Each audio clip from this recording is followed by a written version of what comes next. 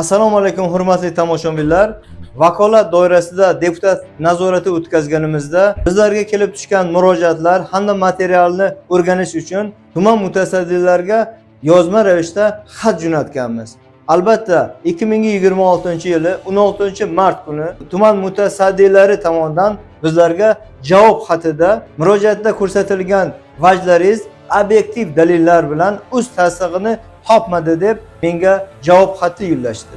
Albatta xatni o'qib chiqqan holda qoniqish hosil qilmadik. Berilgan vakolatlardan foydalangan holda viloyat prokuraturasiga murojaat qildik. Albatta viloyat prokuraturasidan O'zbekiston prezidentini ishongan komplans vakili So'x tumanimizga tashrif buyurib, ushbu murojaatni sinchkovlik bilan tekshirishdi. Tekshirish natijasida 2018-yildagi So'x tuman hokimining qarori qalbakilashtirilganligi hamda noqonuniy qurilishlar qilganligi, bundan tashqari shirkat yig'ilish bayoni noqonuniy ekanligini aniqlangan holda tuman prokuraturasi tomonidan jinoiy ish ochishga muyassar bo'ldik deb bizlarga javob xati yo'llashdi. Albatta biz tumanimizdagi tashkilotlarda ishlaydigan yosh kadrlarda yaxshi gumondamiz. Chunki ba'zi bir qiyinroq masalalarda yosh kadrlarimizni tajribalari, malakalari yetishmasligi mumkin. Shu sababdan siz arizangizdan qoniqish hosil qilmadingizmi,